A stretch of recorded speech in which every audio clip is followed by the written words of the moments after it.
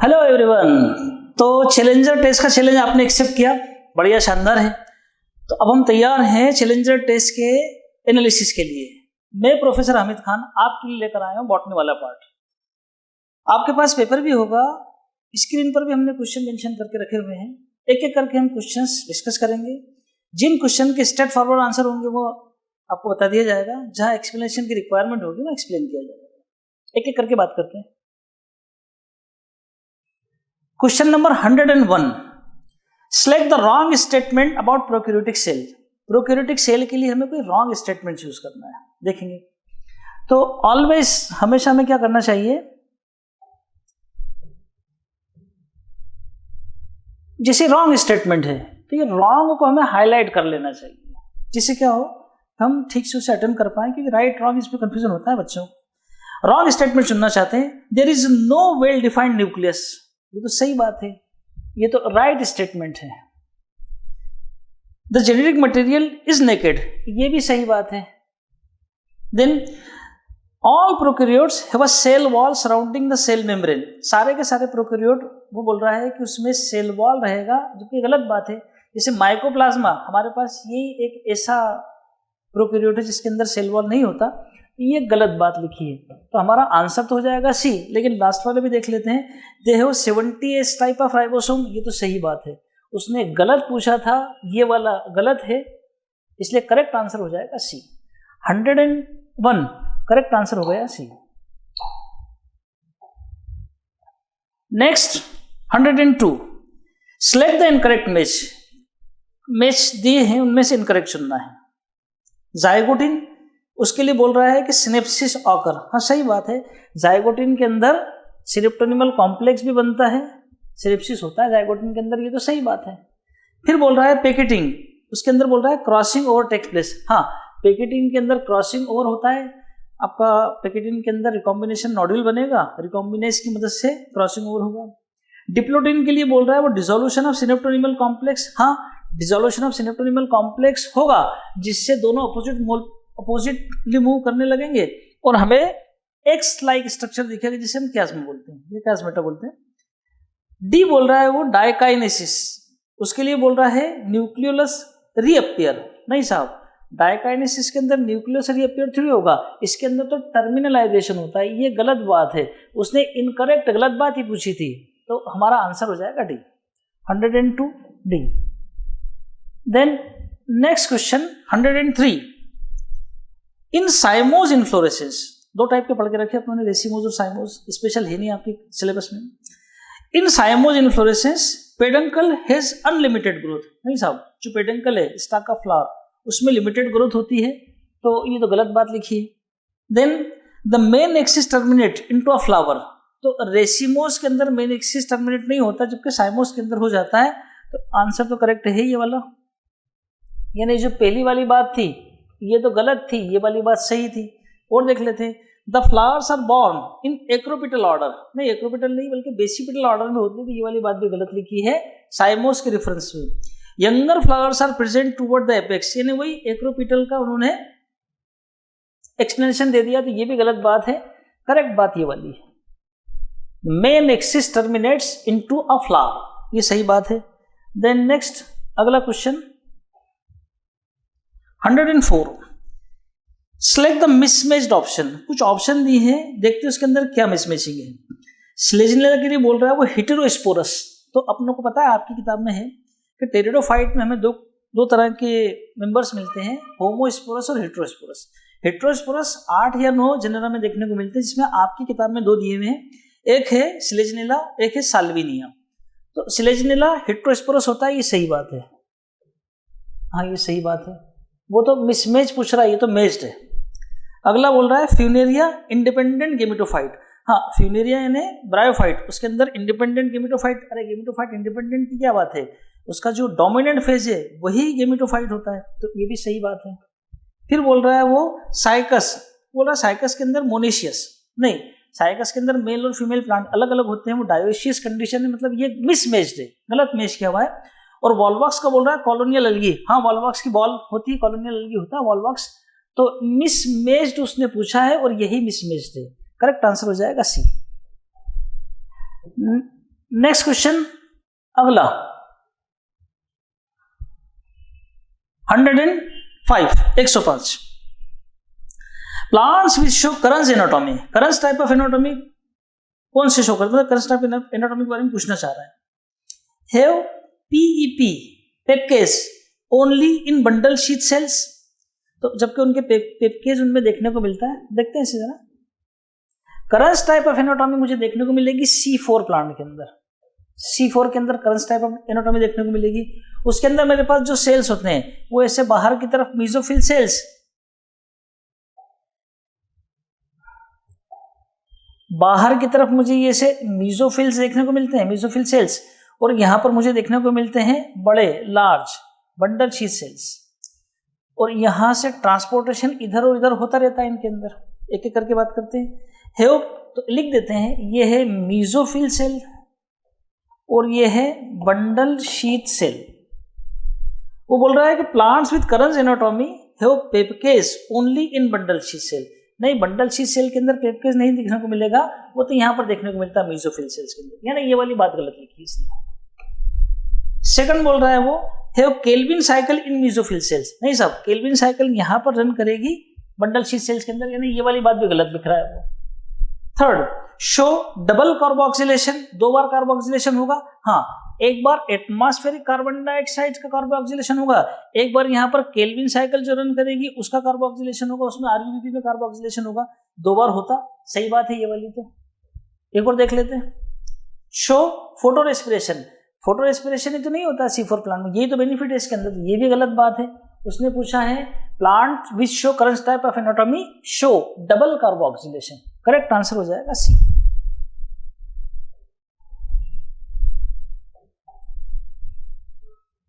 Next अगला 106 cyclic photophosphorylation.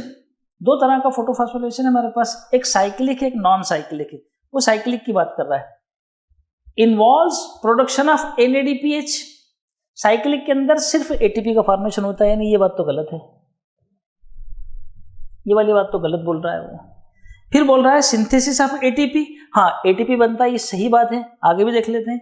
Involve splitting of water, नहीं साहब, उसके लिए लगेगा वाटर स्प्लिटिंग कॉम्प्लेक्स, वो PS सेकंड का पार्ट है, नॉन साइक्लिक वाला पार्ट है, ये वाला काम नहीं होने वाला है।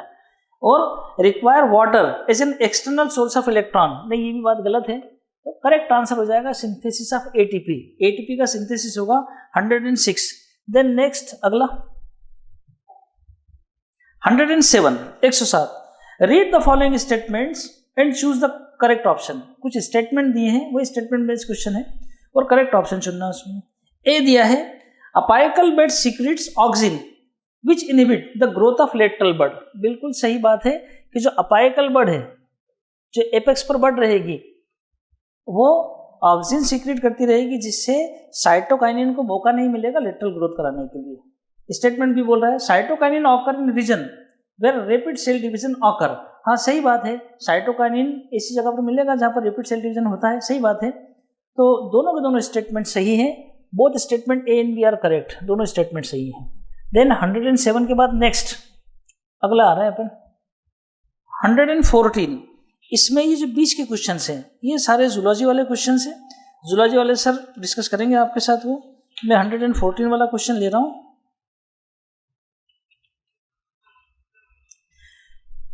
हाँ, cyclic photophosphorylation usually occur when, cyclic photophosphorylation कब होगा? अपन लोगों को पता है कि जो सिर्फ PS1 के इन्वॉल्वमेंट होता है उसके अंदर।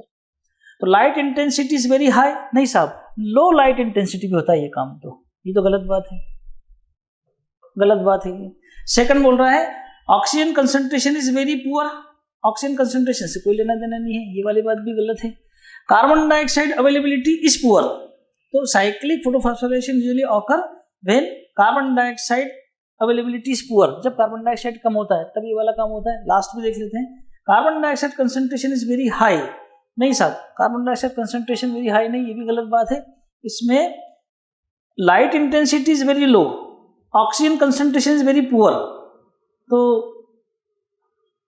वेरी हाई पर नहीं, लो पर चाहिए अपने को, तो वो पहले वाला भी गलत है। सही आंसर हो जाएगा सी, 114 में सी। देन नेक्स्ट अगला, तो next question number 115, 115, find the correctly match pair.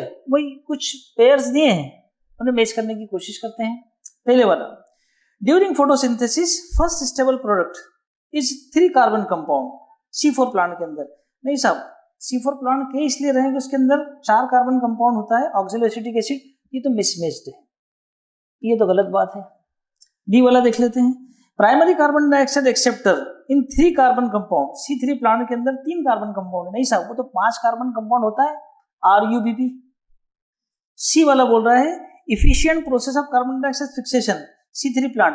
अगर ये इफिशिएंट होता है तो C4 करने की जरूरत ही नहीं थी अपनों को, गलत बात है ये वाली तो। Can tolerate saline condition due to abundant organic acids in them. तो C4 प्लांट के अंदर बहुत सारे ऑक्सैलोएसिटिक एसिड, मैलिक एसिड, कई सारे एसिड उसमें आ रहे हैं जिससे वो सलाइन कंडीशन को टॉलरेट कर सकता है। ये भी एक बेनिफिट है C4 प्लांट का। तो करेक्ट आंसर हो जाएगा डी, यानी ये सही वाली बात है। उसने करेक्टली मैच्ड बोला था तो करेक्ट आंसर हो जाएगा डी। 115, इसके बाद 116, 116, read the given statements and choose the option which is true for them. कुछ स्टेटमेंट दिए हैं, ऑप्शन चुनना है। स्टेटमेंट ए बोल रहा है NADP reductase located on the stroma side of the thylakoid membrane। सही बात है, NADP reductase located on the stroma side of the thylakoid membrane। ये मैंने थाइलेकॉइड की मेम्ब्रेन बनी, यहां पर मुझे मिल जाएगा PS1। तो PS1 में वो जो NADP reductase मिलेगा वो आपको यहां मिलेगा स्ट्रोमा साइड में, क्योंकि यहां पर क्या है, इधर बाहर है स्ट्रोमा, यहां पर मिल जाएगा, ये तो सही बात है। और क्या बोलना चाह रहा है वो, statement B, most of the photosynthesis by plants takes place in blue in the red region of the light spectrum. सही बात है, ये एक्शन स्पेक्ट्रम है उसका। दोनों स्टेटमेंट करेक्ट है, दोनों के दोनों, both A and B are correct. Correct answer हो जाएगा ए। देन 117 देखते हैं, 117, 18 ये सब जूलॉजी वाले पार्ट है। अपने पास आया 122, 122,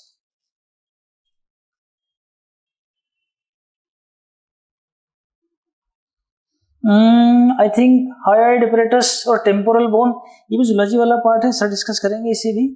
then 124, 124, which of the following is incorrect for viroid. तो 3 चीजें हैं अपने पास, एक है वायरस, एक है वायरॉइड, एक है प्रियॉन्स। तो इनकरेक्ट पूछा उसने, genome of viroid has low molecular weight. सही बात है, लो मॉलिक्यूलर वेट का जीनोम होता है उसके अंदर, क्योंकि उसके अंदर जो जीनोम होगा वो सिंगल स्टैंडर्ड RNA होगा, लो मॉलिक्यूलर वेट का। Lake protein coat that is found in virus. सही बात है, ये भी सही बात है, प्रोटीन कोट मिलता है देखने के लिए उसके अंदर, सॉरी लेक प्रोटीन कोट देखने को नहीं मिलेगा, जबकि प्रियॉन्स उसके अंदर सिर्फ प्रोटीन कोट होता है। पैथोजेंस ऑफ प्लांट के अंदर पैथोजन है, हाँ सही बात है, इससे एक डिसीज होती है PSTD, पोटैटो PSTD, एक बीमारी होती है इसके अंदर, डिसीज होती है PSTD, potato spindle tuber disease, ये बीमारी कॉज करता है पोटैटो के अंदर, तो ये भी सही बात है। देन इन्फेक्शियस DNA पार्टिकल, नहीं साहब ये इन्फेक्शियस RNA पार्टिकल है, DNA नहीं है, बल्कि इसकी जगह RNA आना चाहिए था। तो करेक्ट वो बोला उसने, इनकरेक्ट पूछा है, इनकरेक्ट ये है, हमारा आंसर ये करेक्ट है। 124, देन नेक्स्ट आगे बढ़ते हैं, 125, 125, ये जो क्वेश्चन है ये क्वेश्चन भी आपका जूलॉजी वाला पार्ट है। देन 125 के बाद 126, 126, विच of the following feature form the basis for the division of the kingdom fungi into various classes. यानी वही पूछना चाह रहा है कि आपने जो क्लास फंजाई का डिवीजन किया है उसके अंदर आपके पास बेसिस क्या है, basis of classification. Mode of nutrition वो तो बेसिस हो ही नहीं सकता, क्योंकि सबके सभी saprotrophic mode of nutrition show करते हैं, ए नहीं हो सकता। Then B, mode of spore formation, हाँ स्पोर फॉर्मेशन कैसे होगा, ये है आपका। देन मॉर्फोलॉजी ऑफ माइसेलियम, हाँ माइसेलियम सेप्टेट है कि एसेप्टेट है, ये भी क्राइटेरिया हो सकता है। टाइप ऑफ फोटोसिंथेटिक पिगमेंट, ये हेटेरोट्रॉफ है, ऑटोट्रॉफ है ही नहीं, तो टाइप्स ऑफ फोटोसिंथेटिक पिगमेंट ये वाला भी गलत है। उसने पूछा है form the basis of division B और सी, तो बी और सी किधर है भाई, B and C, correct answer हो जाएगा बी। नेक्स्ट अगला next question 127 127 which of the following is not correct with respect to protozoan. Zoology वाला पार्ट है ये भी 127। देन 131 131 वो बोल रहा है विच of the following have dioecious gametophyte. दो टर्म है, एक है मोनेशियस एक है डायोसियस। मोनेशियस के अंदर एक ही में मेल और फीमेल सेक्स ऑर्गन दोनों देखने को मिलेंगे और डायोसियस कंडीशन में male sex organ female sex organ अलग अलग देखने को मिलेंगे। वो पूछ रहा है इनमें किसमें डायोसियस गेमेटोफाइट है। मार्केंशिया हाँ उसके अंदर तो है, लेकिन डायोप्टेरिस उसके अंदर नहीं है, खत्म हो गया यहीं से। सेकंड वाला मार्केंशिया हाँ उसके अंदर है। साइकस और पाइनस इनके अंदर भी है डायोसियस, सॉरी है डायोसियस गेमेटोफाइट। हमें डायोसियस चाहिए सभी के अंदर, तो मार्केंशिया के अंदर तो है, पाइनस के अंदर मोनेशियस है, नहीं चल पाएगा। फिर से पढ़ूंगा विच ऑफ द फॉलोइंग है डायोसियस गेमेटोफाइट। किनमें डायोसियस गेमेटोफाइट देखने को मिलेगा? मार्केंशिया के अंदर देखने को मिलता है, साइकस के अंदर दोनों प्लांट के अलग बिल्कुल देखने को मिलता है, पाइनस के अंदर भी देखने को मिलेगा। करेक्ट आंसर हो जाएगा बी। 131 में correct answer B. Then next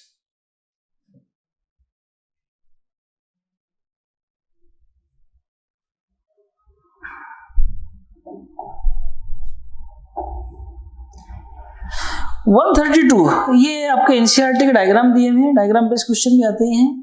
इसमें जो ए वाला है वो स्लेजनेला है, ए स्लेजनेला है, सिंपल, इसमें कोई ज्यादा डिस्कशन की जरूरत नहीं है। ए स्लेजनेला है, बी क्विसेटम है, सी फर्न है बड़ी पत्तियों वाले, और डी साल्विनिया है जो कि एक्वेस प्लांट है, साल्विनिया मार्सिलिया एक्वेस होते हैं।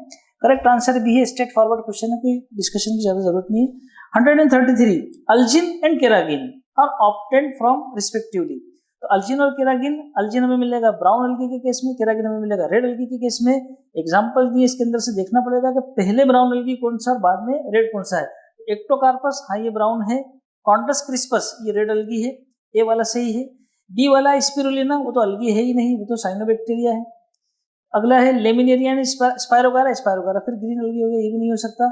सीड्रस पाइनस ये तो जिम्नोस्पर्म की बात हो रही है, तो करेक्ट आंसर हो जाएगा ए एक्टोकार्पस एंड एक्टोकार्पस एंड कॉन्ट्रस।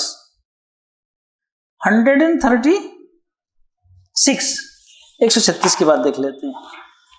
उसमें बोल रहे हैं वो insectivorous plants trap insect to meet their nitrogen need, सही बात है। Still they are placed in the kingdom plantae. तो जब इंसेक्टिवोरस इंसेक्ट खा रहे हैं तो फिर इन्हें एनिमिलिया में रखना चाहिए, प्लांटी में क्यों रख दिया, देखते हैं। दे आर मल्टीसेल्युलर, हाँ मल्टीसेल्युलर प्लांटी में रखने की एक वजह हो सकती है क्योंकि हमने यूनिसेल्युलर यूकेरियोट प्रोटिस्टा में रखा है, ये वजह हो सकती है। अगला दे आर फोटोसिंथेटिक, सिर्फ नाइट्रोजन की कमी पूरी करने के लिए इंसेक्ट ले रहे हैं, बाकी फोटोसिंथेसिस नॉर्मल तरीके से करते रहेंगे, फोटोसिंथेटिक होंगे। अगर ऐसा नहीं करेंगे प्लांट किंगडम में नहीं रखेंगे अपन इनको। दे आर यूकेरियोटिक, हाँ यूकेरियोटिक भी है, सही बात है। दे आर हेट्रोट्रॉफिक, नहीं साहब हेट्रोट्रॉफिक मोड ऑफ न्यूट्रिशन नहीं होता है, ऑटोट्रॉफी है, लेकिन नाइट्रोजन की डिफिशियंसी कंप्लीट करने के लिए, फुलफिल करने के लिए इंसेक्ट को ट्रैप करते हैं। तो ए बी और सी सब आ जाएंगे, ए बी और सी करेक्ट आंसर हो जाएगा डी। 136 नेक्स्ट, इसके बाद में 137 कुछ फ्लोरल फार्मूले दिए आपको। The correct floral formula for family Solanaceae is. तो सोलेनेसी के लिए अपने पास दो चीजें थी, एक सोलेनेसी के लिए अपने बात की थी 555 और एक अपने बात की थी सोलेनेसी के अंदर जो गाइनेशियम है उसमें बाइकार्पिलरी और साथ में सुपीरियर ओवरी। तो ऐसा कहीं देखने को मिलेगा पहले, तो पहले उस पर फोकस करेंगे। ऐसा यहाँ भी मिल रहा है, यहाँ भी मिल रहा है, यहाँ नहीं है, इसलिए इनको छोड़ दो। फिर 555 वाला फार्मूला हमें यहाँ देखने को मिल रहा है 555, इसलिए करेक्ट आंसर हो जाएगा सी। ये 9+1 वाला अरेंजमेंट ये तो फेबेसी फैमिली का है। 138 138 which of the following processes takes place in matrix of mitochondria. Mitochondria के मैट्रिक्स में क्या क्या होने वाला है समझते हैं। सबसे पहले बोल रहा है formation of acetyl coenzyme A यानी लिंक रिएक्शन, हाँ ये होती है माइटोकॉन्ड्रिया के मैट्रिक्स के अंदर। फिर बोल रहा है सिट्रिक एसिड साइकिल यानी वही क्रेब्स साइकिल माइटोकॉन्ड्रिया के मैट्रिक्स में होती है, सही बात है ये वाले भी। फिर बोल रहा है लैक्टिक एसिड फर्मेंटेशन, अरे फर्मेंटेशन तो साइटोप्लाज्म में होने वाला प्रोसेस है, ये हो गई नहीं इसके अंदर। तो ए और बी दोनों सही हैं, करेक्ट आंसर हो जाएगा डी। 138 इसके बाद बात कर लेते हैं 43 की बात कर लेते हैं। 143 में बोल रहा है select the correct option with respect to fungi from the fruiting body in which direction division occur. fruiting body fungi का फीचर है, देखना है, करेक्ट आंसर जानना चाह रहा है वो। Agaricus, Aspergillus, Alternaria. तो जो अल्टरनेरिया सोलेनी है ये तो ड्यूटेरोमाइसीट का मेंबर है, इसमें सेक्सुअल रिप्रोडक्शन होता ही नहीं है, मिलना ही नहीं है आपको, ये तो गलत हो जाएगा आपका। फिर सेकंड वाला बोल रहा है पेजाइजा, सेप्रोलेग्ना और ट्राइकोडर्मा। वो ट्राइकोडर्मा इंटरडिजिटेट, ये आपकी किताब का एग्जांपल है, ये भी ड्यूटेरोमाइसीट का मेंबर है, इसमें भी नहीं होने वाला है। पेनिसिलियम, एगेरिकस और क्लेविसेप्स परप्यूरा, यानी पेनिसिलियम आपका एस्कोमाइसिटिस का, एगेरिकस बेसिडियोमाइसिटिस का, क्लेविसेप्स परप्यूरा ये भी आपका हो जाएगा एस्कोमाइसिटिस का। इन सब के अंदर फ्रूटिंग बॉडी देखने को मिलती है, ये सही बात है। देन क्लेविसेप्स, म्यूकर और राइजोपस, म्यूकर राइजोपस इनके अंदर देखने को नहीं मिलती, तो करेक्ट आंसर हो जाएगा सी। 43। इसके बाद में नेक्स्ट आ जाएगा 46। वो बोल रहा है how many of the following algae have non motile gamete. ये कुछ अलगी दिए हैं, इनमें से किस अलगी के अंदर नॉन मोटाइल गेमेट होते हैं। इनमें वैसे ज्यादातर जो क्वेश्चन पूछा जाता है स्पायरोगायरा के रिगार्डिंग पूछा जाता है कि स्पायरोगायरा के अंदर हमें नॉन मोटाइल गेमेट देखने को मिलते हैं। एक एक करके देख लेते हैं। और रेड अलगी, उसके अंदर भी हमें नॉन मोटाइल देखने को मिलेगा। तो पहले वाला स्पाइरुलिना, ये तो पहली बात तो ये अलगी है ही नहीं, साइनोबैक्टीरिया है, और अगर इसको इंक्लूड करते तो साइनोबैक्टीरिया के अंदर हमें मोटाइल स्ट्रक्चर देखने को नहीं मिलता या नहीं मिलेगा, ये तो है ही नहीं वैसे भी। अब बचा आपका क्लोरेला, तो नॉन मोटाइल चाहिए हमें, तो क्लोरेला के अंदर तो मिल जाता है। स्पायरोगायरा इसके अंदर नहीं मिलता। पोरफायरा जो कि ब्राउन एल्गी, इसके अंदर मिल जाएगा, सॉरी पोरफायरा रेड एल्गी इसके अंदर मिल जाएगा, सॉरी नहीं मिलेगा। रेड एल्गी में हमें नहीं मिलेगा, रेड एल्गी के अंदर नहीं मिलेगा, साइनोबैक्टीरिया के अंदर भी नहीं मिलेगा। लेमिनेरिया, एक्टोकार्पस इन दोनों के अंदर मिल जाएगा। किन में नहीं मिलेगा? Spirogyra, porphyra, spirulina. लेकिन चूंकि उसने अलगी का पूछा मेंशन करके और हम स्पाइरुलिना को कंसीडर नहीं कर रहे हैं, इसलिए 2 लिखना चाहिए कायदे से। 146 करेक्ट आंसर हो जाएगा सी। तो रेड अलगी के अंदर हमें कोई भी फ्लैजिलेटेड स्ट्रक्चर देखने को नहीं मिलता। 147 the liverwort differ from mosses in having. Liverwort के पास क्या है जो मॉस के पास नहीं है? थैलोइड, फिलामेंटस, गेमेटोफाइट दोनों के पास है। Multicellular rhizoid, the liverwort differ from mosses in having, क्या लीवरवर्ट के पास है जो मॉस के पास नहीं है? थैलोइड, फिलामेंटस, गेमेटोफाइट ये तो दोनों के पास है, दोनों की बात नहीं करेंगे। फिर मल्टी सेलुलर हाइजोइड ये मॉस के पास है, लीवरवर्ट के पास नहीं है, ये भी हमारा आंसर नहीं होगा। देन फुल्ली पैरासाइट, स्पोरोफाइट, तो जो लीवरवर्ट है उनके अंदर स्पोरोफाइट, फूड सीटा कैप्सूल वाला पार्ट वो फुल्ली पैरासिटिक फॉर्म में रहेगा, जबकि मॉसेस के केस में वो सेमी पैरासाइट होता है। तो लीवरवर्ट का पूछ रहा है, इसलिए करेक्ट आंसर ही हो जाएगा। आगे भी देख लेते हैं। जेमिकप ऑन स्पोरोफाइट, तो the liverwort differ from mosses in having, क्या मिल जाएगा उनके पास? जेमाकप मिल जाएगा। स्पोरोफाइट के ऊपर जेमाकप तो मिलेगा, लेकिन स्पोरोफाइट पर नहीं मिलेगा, गेमेटोफाइट पर मिलेगा। करेक्ट आंसर हो जाएगा सी। 147। इसके बाद नेक्स्ट 148, 148 क्या बोल रहा है वो बोल रहा है स्टडी द फॉलोइंग फीचर। कुछ फीचर दिए हैं। Sporic meiosis, unicellular rhizoid, dioecious nature, heteromorphic alternation of generation, haplodiplontic life cycle, green sporophyte और प्रोटोनिमा स्टेज। पूछ रहा है how many of the above features are related with Marchantia. Marchantia के बारे में बात कर रहा है वो कि हाउ मेनी, मार्केंशिया को लेकर देखना है अपनों को कौन कौन से हैं। एक एक करके देखते हैं। स्पोरिक मियोसिस, तो अलगी के अंदर जाइगोटिक मियोसिस होगा, इसके अंदर स्पोरिक मियोसिस होता है, सही बात है। मार्केंशिया के अंदर, ब्रायोफाइट के अंदर होगा ये। यूनिसेलुलर हाइजोइड, तो मार्केंशिया के अंदर यूनिसेलुलर होता है और मॉसेस के अंदर मल्टीसेलुलर होता है, लेकिन मार्केंशिया के अंदर तो होता है। डायोसियस इन नेचर, हाँ रिक्शिया मोनेशियस नेचर के थे, लेकिन ये डायोसियस नेचर के होंगे। हेटेरोमॉर्फिक अल्टरनेशन ऑफ जनरेशन, हाँ बिल्कुल क्लियर कट मुझे अल्टरनेशन ऑफ जनरेशन देखने को मिलेगी, हेटेरोमॉर्फिक। फिर हेप्लोडिप्लॉन्टिक लाइफ साइकिल, तो वो हेप्लॉन्टिक मुझे अलगी में और हेप्लोडिप्लॉन्टिक लाइफ साइकिल इनके अंदर ब्रायोफाइट के अंदर देखने को मिलती है। ग्रीन स्पोरोफाइट नहीं साहब, वो तो पैरासिटिक रहेंगे। ग्रीन स्पोरोफाइट इंडिपेंडेंट नहीं देखने को मिलेंगे। प्रोटोनिमा स्टेज मॉस में देखने को मिलेगी, इनमें देखने को नहीं मिलेगी। तो कितने हो गए भाई ये? A B C D E, A B C D E इसी में देखने को मिल रहा है, A B C D E. Correct answer हो जाएगा ए। एफ इधर मेंशन किया है, एफ नहीं है, करेक्ट आंसर हो जाएगा ए। देन नेक्स्ट क्वेश्चन, अगला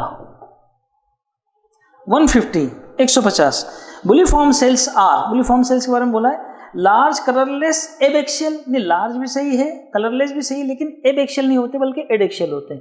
ये वाली बात तो गलत है इसमें। फिर बोल रहा है एम्प्टी, खाली, कलरलेस सही बात है, एडेक्शियल ये भी सही बात है, अलोंग द वेन ये सब सही बातें हैं। अगला large colourless adaxial mesophyll cells, नहीं साहब मीजोफिल सेल नहीं है, गलत बात। Empty colourless epidermal cell along the lateral vein, ये भी गलत बात है। तो करेक्ट आंसर हो जाएगा आपका बी 150। नेक्स्ट अगला क्वेश्चन आ रहा है 151, 151 पे बात कर रहे हैं। 151 में वो बोल रहे हैं which will be the total number, what will be the total number of pollen sacs in mustard plant bearing 20 flower. छोटा सा क्वेश्चन है, कोई खास बात नहीं है, समझते हैं।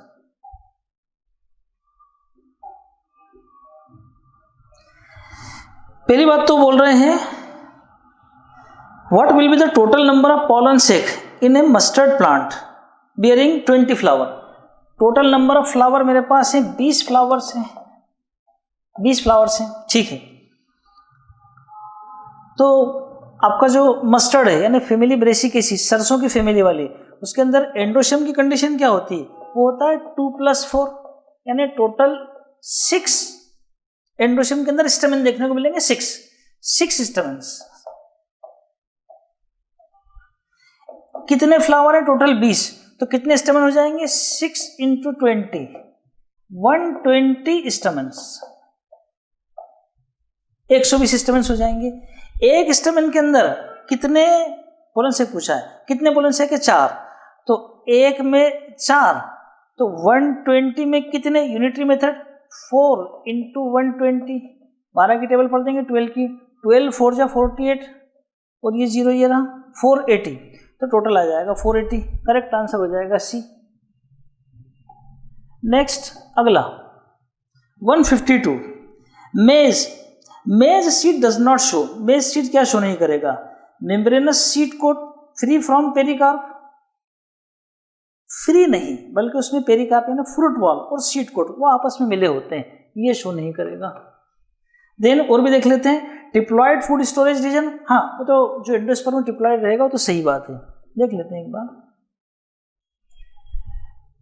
Not show membranous seed coat free from pericarp, हाँ ये नहीं करेगा। डिप्लॉयड फूड स्टोरेज रीजन ये होगा, स्क्यूटेलम यूनिस एक मोनोकॉट का ये होगा, पोलियोराइजेज रेडिकल शीट ये भी होगा। क्या नहीं होगा? उसमें जो सीड कोट है वो बोल रहा है फ्री, जबकि फ्री नहीं होगा, फ्यूज्ड होगा, तो डज नॉट शो ये नहीं शो करेगा, फ्री शो नहीं करेगा। करेक्ट आंसर हो जाएगा A. Next 153 how many features are common for potato and Allium cepa, यानी देखा जाए तो उसने फैमिलीज दोनों ले ली, एक सोलेनेसी ली है, एक आपकी Liliaceae family, Allium cepa monocot की फैमिली। वो पूछ रहा है कि इनमें कितने कॉमन फीचर्स हैं, एक एक करके बात करते हैं, एक एक करके बात करते हैं इसमें।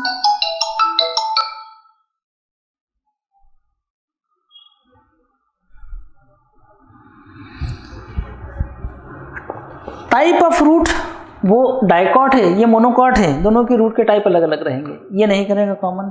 फिर बोल रहा है प्रेजेंस ऑफ अंडरग्राउंड स्टेम, हाँ दोनों के अंदर अंडरग्राउंड स्टेम देखने को मिल जाएगा, दोनों शेयर करेंगे, कॉमन फीचर है। सिमेट्री ऑफ फ्लावर, दोनों के अंदर मुझे एक्टिनोमॉर्फिक कंडीशन मिलेगी, सही बात है। पोजीशन ऑफ ओवरी, दोनों के अंदर सुपीरियर ओवरी देखने को मिलेगी, दोनों के फ्लोरोफॉर्मल के अंदर जी के नीचे एक वो लगा हुआ है आपका अंडरस्कोर। हाइपोगाइनस फ्लावर, जब सुपीरियर ओवर होगी तो फ्लावर हाइपोगाइनस ही होगा, सही बात है। प्लेसेंटेशन, तो एक्साइल प्लेसेंटेशन दोनों में देखने को मिलेंगे अपने को, ये भी सही बात है। Number of locule in ovary, तो आपका जो पोटैटो है जो सोलेनेसी वाला है उसके अंदर बाइलॉक्यूलर होता है, और जो एलियम सेपा प्याज उसके अंदर ट्राइलॉक्यूलर होता है, तो लॉक्यूल वाली बात तो गलत है। अब बोल रहा है वो answer all except first and third, नहीं थर्ड तो सही था, गलत बात है। Be all except first and seven, first वाला भी गलत था, सेवन वाला भी गलत था, करेक्ट आंसर हो जाएगा B. Then 154 154 anatomically dicot root is different from monocot root, dicot root अलग है मोनोकॉट रूट से, कैसे? तो फिशर में डायकॉट का देखना है। हैविंग एक्सार्क जाइलम, नहीं वो तो दोनों में एक्सार्क रहेगा, रूट है तो एक्सार्क रहेगा ही रहेगा, ये तो अलग कुछ भी नहीं है। B presence of thick walled parenchymatous pericycle, दोनों के अंदर रहेगा, वो तो एक ही बात है। Absence of pith and polyarch condition, तो डायकॉट के अंदर मुझे एब्सेंस ऑफ पिथ या इनकॉन्स्पिक्यूअस अस्पष्ट, या तो इनकॉन्स्पिक्यूअस मिलेगा या एब्सेंस मिलेगा, और पॉलीआर्क कंडीशन देखने को मिलेगी यानी मोर देन 6, इसलिए ये वाली बात सही है डायकॉट के लिए। लास्ट में देख लेते हैं, absence of D differentiation in conjunctive tissue, नहीं साहब डी डिफरेंशिएशन अगर आप एब्सेंस करा दोगे तो फिर सेकेंडरी ग्रोथ नहीं हो पाएगी, इसलिए 154 में करेक्ट आंसर हो जाएगा C. Next 155 155 sclerenchymatous hypodermis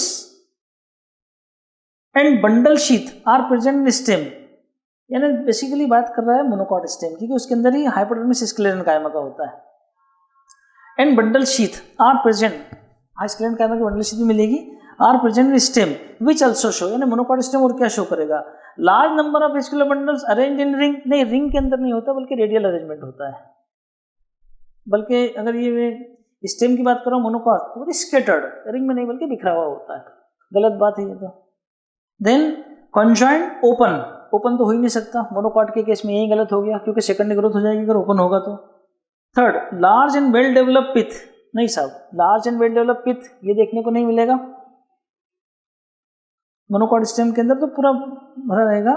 presence of water containing cavities with in the vascular bundles, हाँ ये सही बात है, वाटर कंटेनिंग कैविटी का मिलना ये मोनोकॉट स्टेम का फीचर है, इसके अंदर लाइसोजिनस और साइजोजिनस दोनों तरह की एक्टिविटी होती है, लाइसिसाइजोजिनस कैविटी डेवलप होती है, वाटर कंटेनिंग कैविटी कहलाती है, करेक्ट आंसर हो जाएगा डी। नेक्स्ट 158 158 क्या बोल रहा है समझते हैं। Consider the following cell organelle, कुछ सेल ऑर्गेनेल दिए हैं, select the correct choice of membrane bound organelle found in animal cell, animal cell के अंदर कौन से मेम्ब्रेन बाउंडेड सेल ऑर्गेनेल देखने को मिलेंगे? एनिमल सेल का बोल रहा भाई वो, तो पैरोक्सिसोम हाँ वो देखने को मिल जाएगा आपको, मेम्ब्रेन बाउंडेड है। गोल्गी कॉम्प्लेक्स भी मिलेगा, RER भी मिलेगा, सेंट्रियोल मिलेगा तो सही लेकिन मेम्ब्रेन बाउंडेड नहीं है, तो इसे 3 मिल जाएंगे, यानी A, B और C ये तीनों मिल जाएंगे, A, B and C, correct answer हो जाएगा B. Next 59 cell theory is applicable to, cell theory किसके लिए एप्लीकेबल रहेगी? TMB, लेमड़ा फेज, वायरॉइड, इन सब के लिए नहीं, अमीबा जो कि एक प्रोटिस्ट है इसके लिए देखने को मिलेगी, करेक्ट आंसर हो जाएगा सी, स्ट्रेट फॉरवर्ड है, कुछ ज़्यादा डिस्कशन की बात नहीं है। 161 161 वाला क्वेश्चन देखो जरा, समझते हैं इसको क्या बोल रहा है ये, एक एक करके बात करते हैं।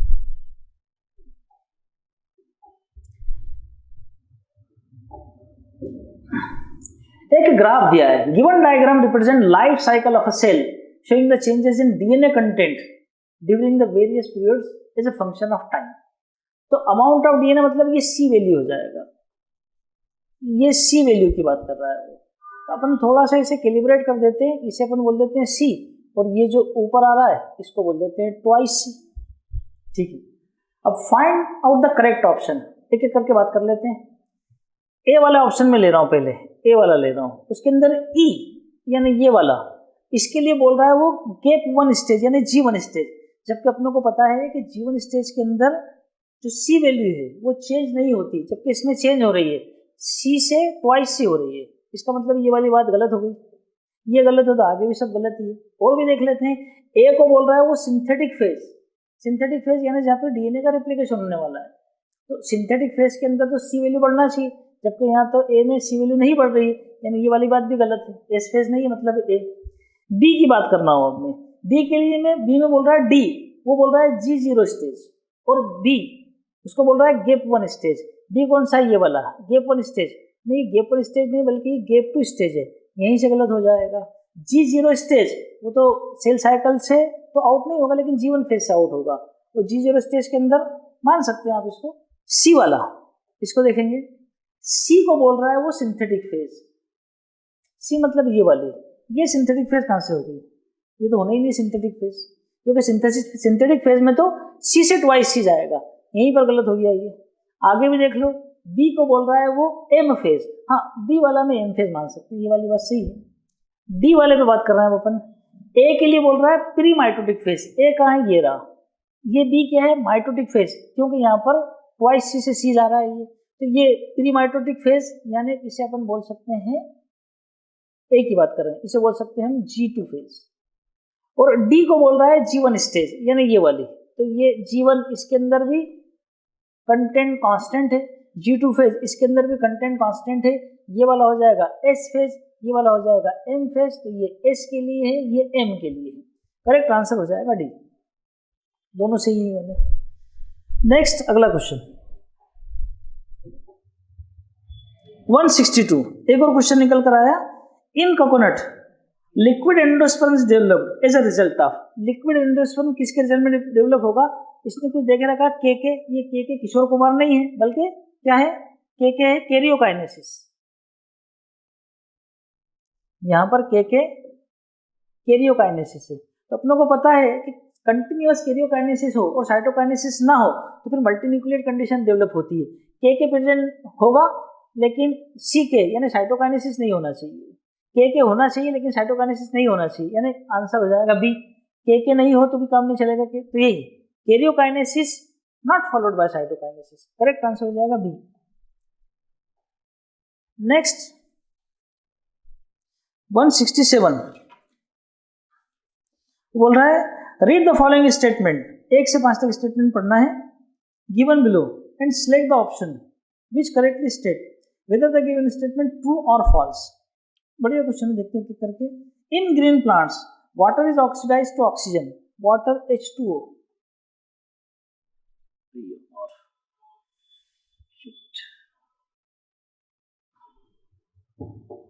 आ गया। In green plants water is oxidise to oxygen, सही बात है, वाटर का स्प्लिटिंग होगा, ऑक्सीजन और हाइड्रोजन निकलेगा यानी उसका ऑक्सीडेशन हो जाएगा, सही बात है ये तो, ठीक है, यानी ट्रू है। The chloroplast align themselves along the wall of the mesophyll cells so as to get maximum carbon dioxide, नहीं मैक्सिमम कार्बन डाइऑक्साइड नहीं बल्कि मैक्सिमम सनलाइट के लिए होता है, ये गलत बात है। थर्ड वाला है the reaction centre of pH second is called P680, सही बात है, ये P680 कहलाता है, और PS1 वाला 700 वाला होता है। In Z scheme of light reaction electron starting from PS second goes uphill, sorry downhill to the first acceptor, ये डाउनहिल नहीं होता है, वो अपहिल होता है, इसलिए गलत बात लिखी। पांचवा non cyclic photophosphorylation can not take place on stroma lamellae due to lack of PS1, नहीं साहब, non cyclic photophosphorylation can not take place on, नहीं नॉन साइक्लिक के अंदर फोटोफॉस्फोराइलेशन तो होता है, ये भी गलत बात लिखी है, तो ये ट्रू है और ये ट्रू है, बाकी सब फॉल्स है, तो पहला और तीसरा ट्रू, फर्स्ट वाला ट्रू और थर्ड वाला ट्रू, बाकी सब फॉल्स ही दिख रहे हैं, करेक्ट आंसर हो जाएगा B. 168 168 arrange the following events occurring during chemiosmosis in ascending order, ascending मतलब बढ़ता हुआ, मतलब पहले कौन सा और बाद में कौन सा, सीक्वेंस के हिसाब से। एक एक करके देखते हैं, इनको पढ़ते हैं और पढ़कर देखते हैं क्या क्या होगा। Synthesis of several molecules of ATP by ATPase, ये तो एटीपी का बनना, ये तो फाइनल काम है इसका। और देखते हैं creation of proton gradient across the thylakoid membrane, हाँ थाइलेकॉइड मेम्ब्रेन के अक्रॉस यानी यहाँ और यहाँ प्रोटॉन ग्रेडियंट डेवलप होता है, यहाँ पर प्रोटॉन का कंसंट्रेशन बढ़ाते हैं, यहाँ पर प्रोटॉन का कंसंट्रेशन कम करते हैं, यही बात कर रहा है वो, देखते हैं क्या बोल रहा है। Conformational change in the F1 of ATPase, यहाँ पर हमें मिलता है वो ये CF0 और ये मिलता है हमें CF1, coupling factor 0, coupling factor 1, इसके अंदर कन्फर्मेशनल चेंज होता है। Breakdown of proton gradient releasing energy, तो ये जब प्रोटॉन ग्रेडियंट ब्रेक होता है यानी प्रोटॉन वहां से इधर जो डिफरेंस है वो कम होने लगता है, तो एनर्जी रिलीज होती है। अब इन सब में सबसे लास्ट में तो ये होगा फोर्थ वाला, सबसे लास्ट में फोर्थ वाला होगा। Creation of proton gradient across the thylakoid membrane, ये सबसे पहले मुझे कराना पड़ेगा कन्फर्मेशनल चेंज वाला और ब्रेकडाउन ऑफ प्रोटॉन ग्रेडियंट। तो प्रोटॉन ग्रेडियंट का ब्रेकडाउन होगा, फिर कन्फर्मेशनल चेंज आएगा और फिर एटीपी बनेगा, यानी ऑर्डर रहेगा सबसे पहले सेकंड वाला ये, फिर रहेगा फोर्थ वाला, सेकंड वाले के साथ फोर्थ वाला ये रहा, फिर रहेगा थर्ड वाला, हाँ सही बात है, फिर रहेगा फर्स्ट वाला। करेक्ट आंसर हो जाएगा डी 168। नेक्स्ट अगला क्वेश्चन आ रहा है 69। Which of the following are common between biosynthetic phase of C3 plant and C4 plant, यानी वो C3 C4 प्लांट के अंदर जो बायोसिंथेटिक फेज है उसके अंदर क्या कॉमन है। सबसे पहले बोल रहा है रीजनरेशन ऑफ पीईपी का कोई रोल ही नहीं है C3 प्लांट में फोटोसिंथेसिस में एटलीस्ट, इसलिए ये वाला तो बेकार बात है। फिर बोल रहा है कार्बोऑक्सिलेशन बाय रूबिस्को, हाँ इसके बगैर तो काम ही नहीं चलेगा, बस इतना अंतर होगा कि C3 प्लांट के अंदर एक ही टाइप के सेल है और C4 प्लांट के अंदर ये बंडल शीट सेल के अंदर होगा। डीफॉस्फोराइलेशन ऑफ एटीपी, यानी एटीपी खर्च होना, दोनों जगह एटीपी खर्च होगी। ऑक्सीडेशन ऑफ NADPH, दोनों जगह ऑक्सीडेशन भी होगा NADPH का, और NADPH बदल जाएगा NADP प्लस के अंदर बदल जाएगा। फिर बोल रहा है रिडक्शन ऑफ OAA, नहीं साहब ये C3 प्लांट का काम ही नहीं है इसके अंदर।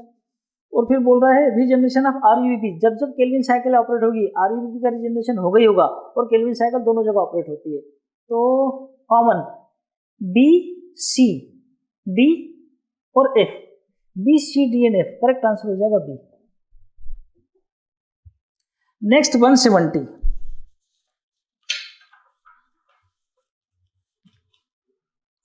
Read the following 4 statements A से D तक, करेंगे रीड।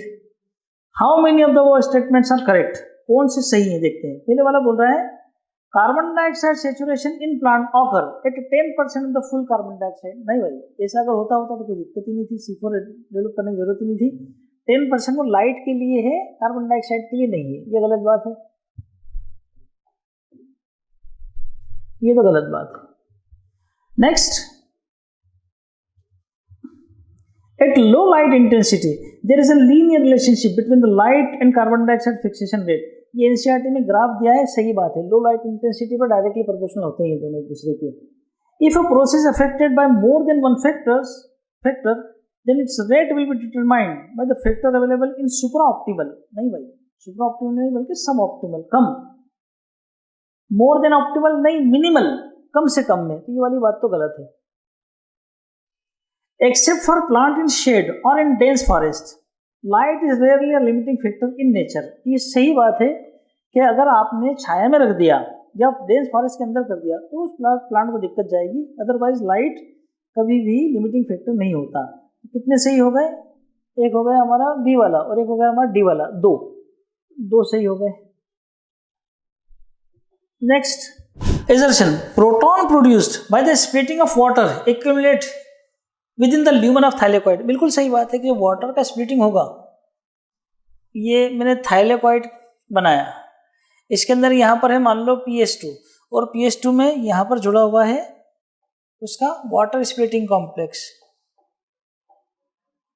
तो इस जगह पर ब्रेकडाउन ऑफ वाटर होगा, पानी का ब्रेकडाउन होगा, वाटर का स्प्लिटिंग होगा, आएगा के अंदर प्रोटॉन के अंदर हो जाएगा, इलेक्ट्रॉन के अंदर हो जाएगा और नेसेंट ऑक्सीजन भी बन जाएगा, ये 2 प्रोटॉन 2 इलेक्ट्रॉन ऑक्सीजन, तो प्रोटॉन एक्यूमुलेट हो रहा है इसमें, सही बात है ये वाली तो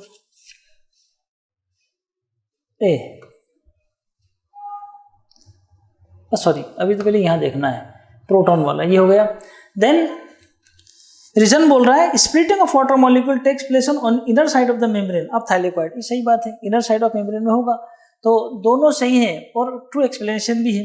करेक्ट आंसर हो जाएगा ए, करेक्ट आंसर हो जाएगा 171 का ए। नेक्स्ट अगला question 172, arrange the following compound form, ये कुछ कंपाउंड दिए हैं, इन्हें अरेंज करना है।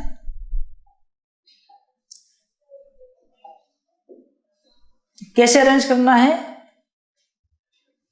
Arrange the following compound form in the respiration based on the carbon in ascending order, ascending order मतलब छोटे से बड़ा, तो देखते हैं पायरुविक एसिड एक 3 कार्बन का कंपाउंड है। अल्फा कीटोक्लेटिक एसिड जो लिंक करता है 6 और 5 कार्बन को, यानी ये 6 और 4 को, यानी ये 5 कार्बन का कंपाउंड है। सिट्रिक एसिड एक 6 कार्बन का कंपाउंड है। मेलिक एसिड एक 4 कार्बन का कंपाउंड है, 4C 4 कार्बन का कंपाउंड है। छोटे से बड़ा, यानी पहले नंबर पर पायरुविक एसिड फर्स्ट वाला, ये वाला, फिर 3 कार्बन के बाद 4 कार्बन वाला चौथा, ये फर्स्ट और फोर्थ, ये भी इसमें भी है। फिर 5 कार्बन वाला सेकंड, यानी ये वाला, तो करेक्ट आंसर हो जाएगा B, number of carbon atom के हिसाब से ही।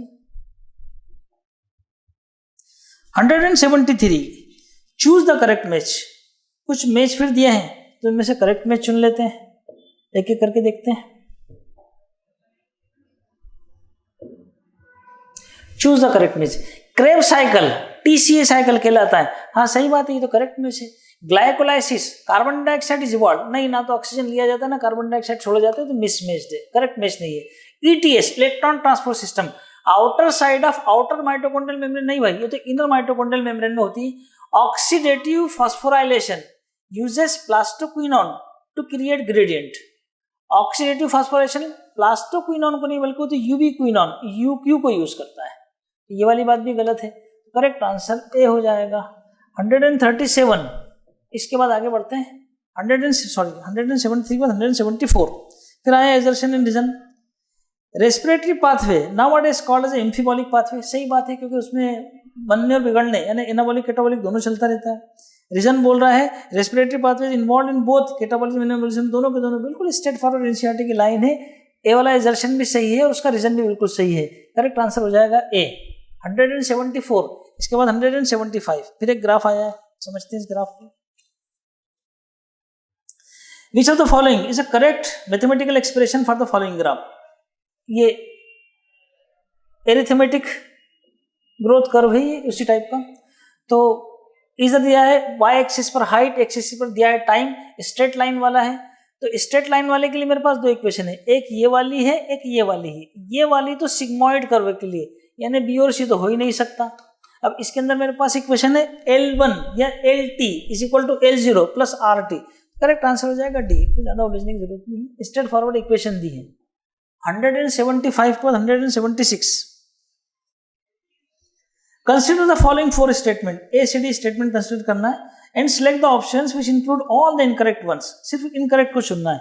यहाँ थोड़ा सतर्कता रखना चाहिए, ऐसा ना हो कि हम करेक्ट को चुन ले, इनकरेक्ट को चुनना है।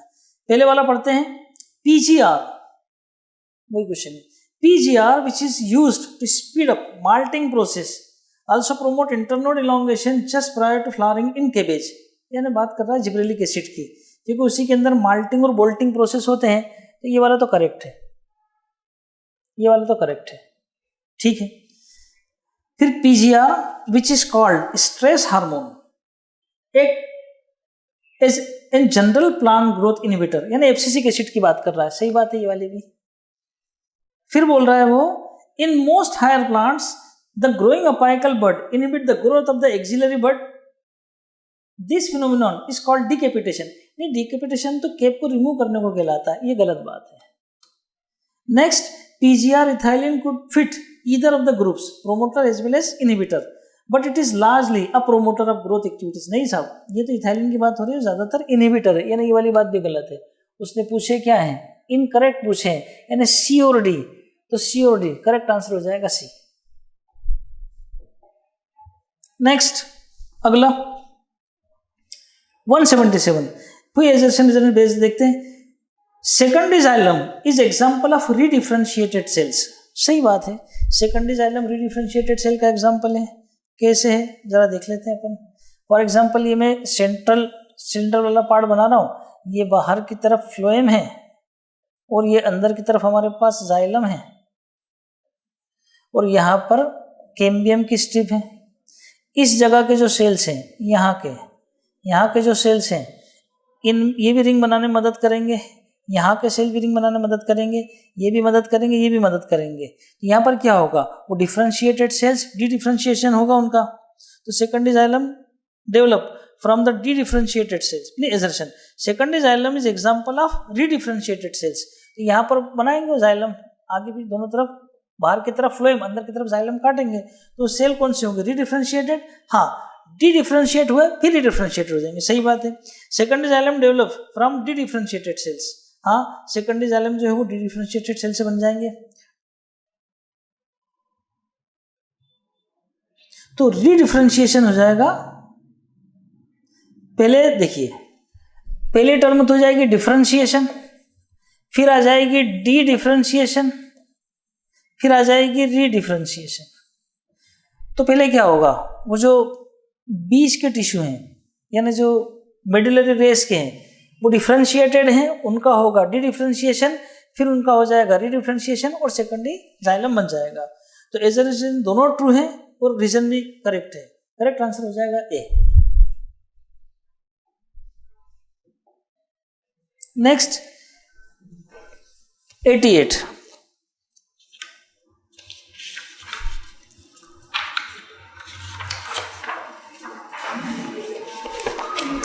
in which of the following type chromosomes represent two unequal arms during the anaphase. तो एनाफेज के अंदर हम शेप देख लेते हैं, अलग अलग आर्म मुझे कब देखने को मिलेंगे। तो मेरे पास 4 तरह के शेप हैं। एक है, ये मैं सेंट्रोमेर बना देता हूँ सबके अंदर, एक मेरे पास ऐसा होता है जिसके अंदर दोनों बराबर, एक मेरे पास ऐसा होता है कि जिसके अंदर थोड़ा बड़ा छोटा, एक होता है थोड़ा छोटा और बड़ा, और एक होता है बिल्कुल ऐसा। वो बोल रहा है कि in which of the following chromosome represent 2 unequal arms during the metaphase. ये वाले इक्वल हैं, यहाँ तो एक आर्म है ही नहीं, ये दोनों हैं। ये कौन सा है, सब मेटासेंट्रिक, और ये कौन सा है, एक्रोसेंट्रिक। तो सब मेटासेंट्रिक एक्रोसेंट्रिक, करेक्ट आंसर हो जाएगा D. Next 189, identify the correct and incorrect match about the stages of meiosis and mark the correct answer. Identify करना है आपको और करेक्ट आंसर करना है।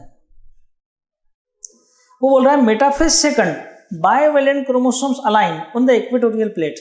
मेटाफेज सेकंड में नहीं होता है, वो तो मेटाफेज फर्स्ट के अंदर होता है, बाइवेलेंट के फॉर्म में नहीं होता, तो ये गलत बात लिखी है। सेकंड बोल रहा है prophase second nuclear membrane disappears by the end of the process. हाँ ये बात सही है कि न्यूक्लियर मेम्ब्रेन डिसअपियर हो जाती है, न्यूक्लियर मेम्ब्रेन डिसअपियर हो जाती है by the end of process, क्योंकि प्रोफेज का फीचर ही है वो, फर्स्ट हो या सेकंड हो, न्यूक्लियर मेम्ब्रेन डिसअपियर होती है उसके एंड में, वो करेक्ट है। तो ए इनकरेक्ट है और बी करेक्ट है, करेक्ट आंसर हो जाएगा ए। 89 के बाद next question 90, choose the incorrect option with respect to duration of cell cycle या इंटरफेस। कुछ चूज करना चाह रहे हैं वो, choose incorrect option with respect to duration of cell cycle.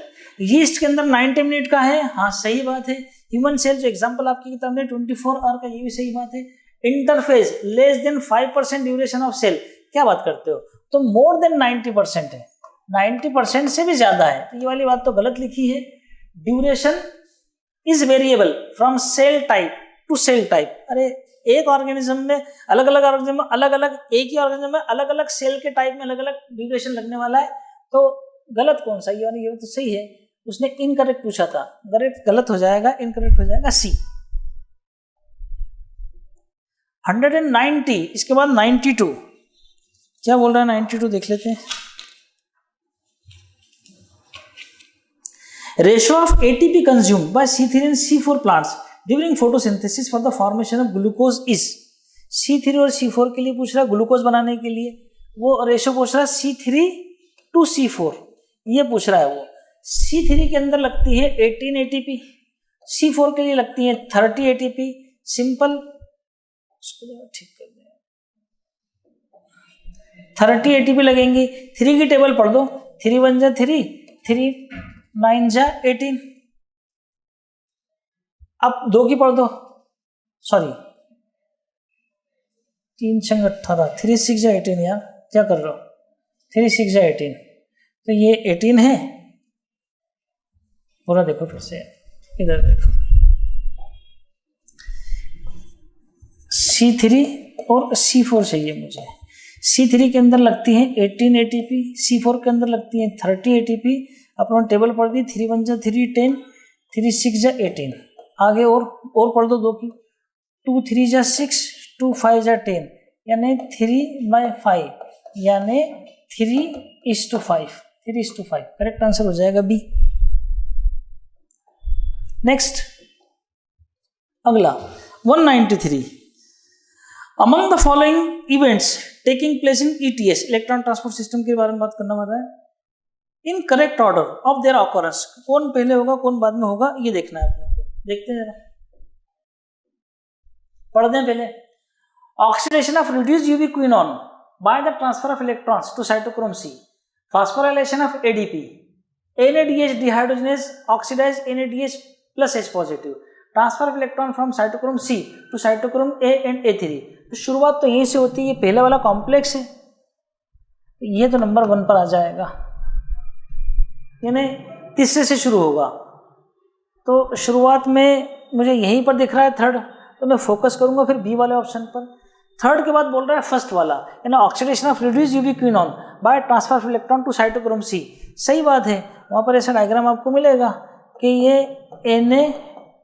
NADH plus H positive, ये चेंज हो जाएगा NAD प्लस के अंदर, और यहाँ पर इलेक्ट्रॉन और प्रोटॉन FMN, ये भी दिया आपकी किताब ने, FMN तो नहीं दिया पहली किताब, FMN नहीं, आयरन सल्फर, FMN भी दिया है और iron sulphur.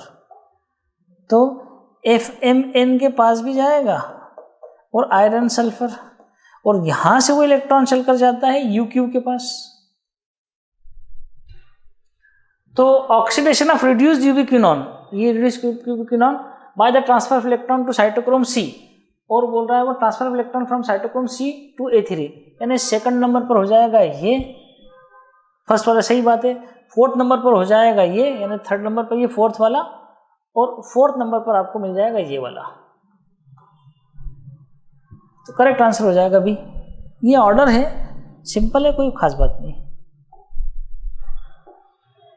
194 assertion in ETS the ultimate acceptor of electron is oxygen. सही बात है। Reason substrate level phosphorylation also occur in Kreb cycle. हाँ, सबस्ट्रेट लेवल क्रेब साइकिल में होता है जब सक्सिनिक एसिड बनता है। तो बहुत करेक्ट तो हैं, लेकिन उसका करेक्ट एक्सप्लेनेशन नहीं है। करेक्ट आंसर हो जाएगा बी। दोनों सही हैं, लेकिन जो रीजन है वो सही नहीं है एजर्शन का। 95 फिर एजर्शन रीजन आया, in tea plantation hedge making is occurred by decapitation. बिल्कुल सही बात है, झाड़ियाँ बनाना हेज मेकिंग या टी प्लांटेशन, उसके अंदर हम डिकेपिटेशन करते हैं, हटाते हैं, ताकि ऑक्सीजन वहाँ से हट जाए और लेटरल ब्रांचेस को मौका मिल जाए। Removal of apical bud usually result in the growth of lateral buds. बिल्कुल सही बात है, एजर्शन भी सही है, रीजन भी सही है। करेक्ट आंसर हो जाएगा ए, 95 में ए। देन 99 की बात हो रही है। In Mangifera indica Linn indica refers to, यानी वो इसकी बात कर रहा है कि ये क्या रेफर कर रहा है, ये क्या रेफर कर रहा है। तो ये रेफर करेगा स्पेसिफिक एपिथेट। वैसे सही बात तो ये है कि अकेला इंडिका तो कुछ होता नहीं है, पूरी बात करना पड़ती है। अगर उसकी अलग बात करें तो स्पेसिफिक एपिथेट। करेक्ट आंसर हो जाएगा डी 99 का। Then next 200 what is not true of Euglena. Euglena के बारे में क्या सत्य नहीं है। Presence of cellulosic cell wall, नहीं सेल वॉल देखने को नहीं मिलती यूग्लिना के अंदर। नॉट ट्रू बोल रहा है, तो presence of cellulosic cell wall नहीं, सेल्यूलोजिक सेल वॉल देखने को नहीं मिलेगी। प्रेजेंस ऑफ प्रोटीनेशियस पेलिकल, हाँ ये मिलेगा, फ्लेक्सिबल होगा। प्रेजेंस ऑफ क्लोरोफिल, हाँ फोटोसिंथेसिस करेगा इसके बहाने। प्रेजेंस ऑफ फ्लैजिलम, अरे दो मिलेंगे, एक फंक्शनल रहेगा, एक बड़ा एक छोटा रहेगा, लेकिन 2 मिलेंगे, ये भी मिल जाएंगे। तो नॉट ट्रू, ये वाला नॉट ट्रू है क्योंकि उसके अंदर सेल्यूलोजिक सेल वॉल नहीं मिलती। करेक्ट आंसर हो जाएगा ए। ये आपका कंप्लीट बॉटनी वाला पार्ट कंप्लीट हुआ। दोस्तों पेपर का पैटर्न बहुत शानदार, पेपर के क्वेश्चन का सिलेक्शन बहुत एक नंबर का था। हर तरह से आपको टेस्ट किया गया है इसके अंदर, मैच द कॉलम हो या आपका ट्रू एंड फॉल्स हो या एजर्शन रीजन हो, और काफ़ी बैलेंस पेपर था ये। इसी टाइप के पेपर्स एग्जाम में आते रहते हैं। ये पेपर तो हुआ है, इसी तरह से एक पेपर और भी शेड्यूल्ड है 19 को नवंबर में, तो वो भी आप ज़रूर दीजिए, अपने आप को असिस्ट कीजिए। ये सही समय है, अभी भी आपके पास 6 मंथ से ज़्यादा है। अभी भी अगर आप फोकस करते हैं तो मेरा ऐसा दावा है कि आज भी अगर कोई बच्चा स्टार्ट करता है तो वो टॉप भी कर सकता है। ये आपके एंथुसियाज्म पर, आप में कितनी आग लगी है इस पर डिपेंड करेगा। होप पेपर अच्छा ही गया होगा आपका। जूलॉजी के पार्ट वो हमारे साथी आपके साथ शेयर करेंगे। Thank you very much.